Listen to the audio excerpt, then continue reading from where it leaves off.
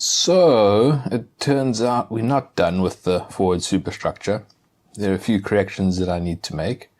The first is that I need to install a post over here and then supports that run down to these arms on the spotting top. On the lower superstructure, there are multiple corrections I need to make. I need to install a voice pipe that comes out of one of these viewing slits and then runs along the roof of the conning tower. I've also learned that these platforms aren't supposed to be platforms. They're supposed to be wind baffles, so these platforms need to be removed and I need to construct wind baffles in their place. In a similar fashion, these lines need to be removed and a wind baffle needs to be constructed in its place, as well as an opening needs to be created for the lookout. Next, there's something that I should have done a long time ago. I just didn't do it because I was being lazy. That is to replace the wriggles with photo-etch.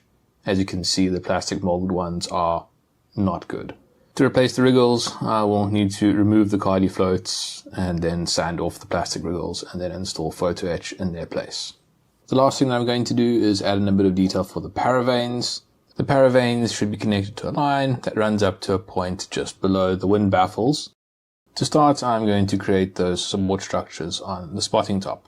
For reference of what these supports look like, I have a very poor photo of the wreck and then also the model and all the warships that has at least their interpretation of what this looks like. I'm going to create the post from brass wire. I start by cutting a section to the rough length and then I file it to get it to the precise length. Once I'm happy with the length of the brass wire, I apply a drop of extra thick superglue to its base and then I tack it in place. I have pre-painted the bottom of the rod with XF53 just to make the painting of the rest of the rod a little bit easier. I don't want to have to mess around trying to paint down by the deck in this constrained space. Once I'm happy that the rod is centered on the vertical spreader and it's standing vertically, I glue it in place using superglue. I then prepare more sections of brass wire to create the supports. Once the wire is cut and filed to the correct length, I glue it in place using extra thin superglue. I then apply a drop of extra thick superglue to the top of the structure. I want to bulk up the top of the tripod with superglue so that I can then file it flat, which is then what I proceed to do after the superglue has dried. Once the top has been filed, the brass wire can then be painted in XF53, and that concludes the installation of these support structures. That is all that needs to be done on the upper section of the superstructure, so I can now remove it and start working on the modifications to the lower superstructure.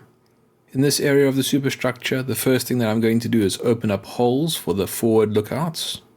First, I drill the hole out using a small drill bit, and then I square it off using a hobby knife. Once that's done, I put some masking tape in the area to protect the superstructure from the file, and then I use the file to remove these lines. These lines are going to be replaced by wind baffles that I'm going to construct. After filing, I then clean up the surface with 500 grit sandpaper. Moving back a little bit, I break off these platforms. These platforms are incorrect. FlyHawk misinterpreted what they are. They are supposed to be wind baffles, so I'll be constructing wind baffles for this area. After snapping off the platforms, there's a bit of superglue residue that's left in the area, so that needs to be filed flat. And because I'm going to be using photo-etch for the wriggles, I need to remove the plastic wriggles, also using the file.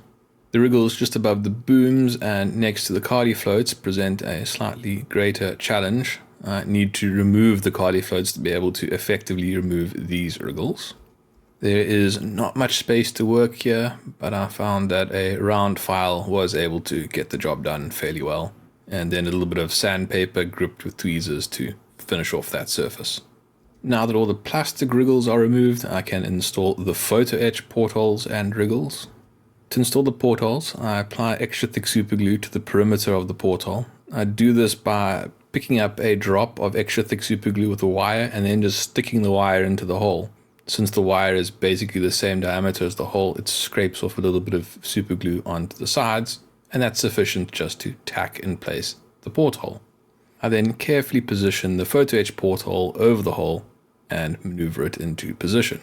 On the advice of Hale 5893, I bought an Optivisor DA5 magnifying headband, and it makes a huge difference. I now regret not having bought something like this earlier. So thank you for that recommendation. I agree, it is excellent. It has certainly made this a lot easier. Once I have the photo-etch portholes appropriately positioned, I then reinforce the bond using extra thin super glue that I apply with a wire.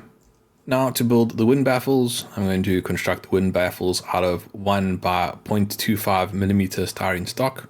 1 millimeter is just a little bit too tall for these wind baffles, so I will, after construction, sand them down to around 0.75 millimeters.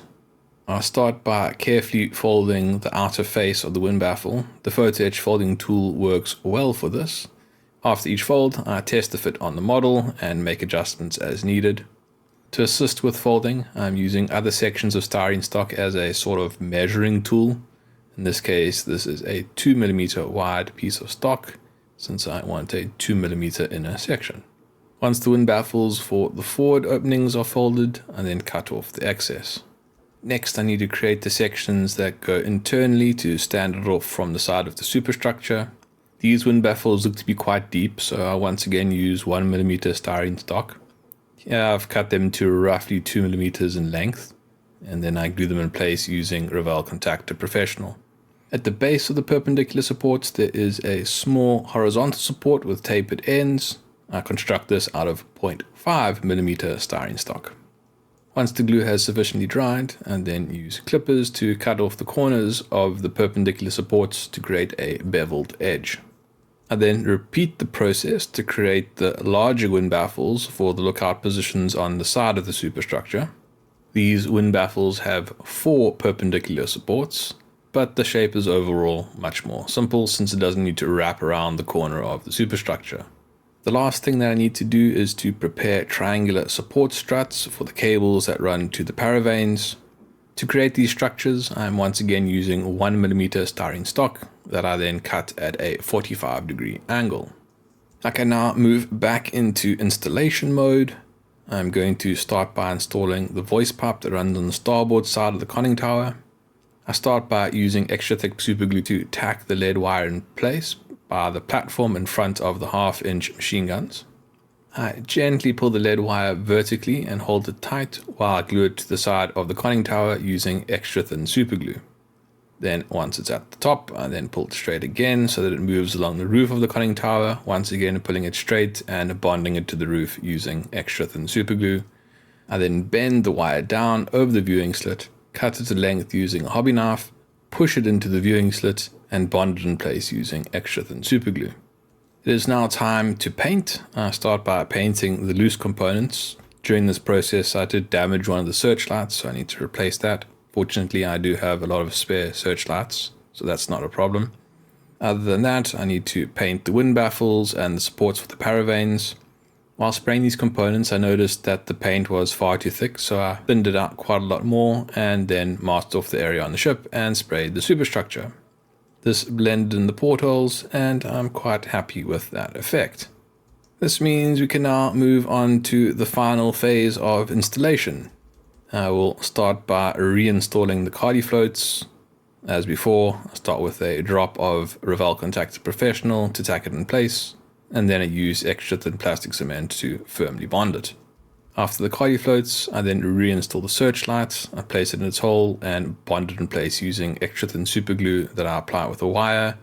I then replace these cylindrical rangefinders, or at least that's what I believe them to be. I bond them in place using Revell Contactor Professional. And then finally, I move on to the installation of the new wind baffles. I tack the wind baffles in place using Revell Contactor Professional and then reinforce the bond using extra thin plastic cement. Once the wind baffles are installed, I then once again spray the area using XF53 just to touch up any damage that the plastic cement would have done to the paint. And that is it. The forward superstructure is done. Well, almost. It's just the railing and the 1/2-inch machine guns that need to be installed. Other than that, it's done. Oh, other than this mushroom vent that I forgot over there. Now it's done. In the next video, I promise we are going to move on to the forward funnel. If you would like to support this channel or see how this ship looks when it is completed, then please subscribe. Thanks for watching. Cheers.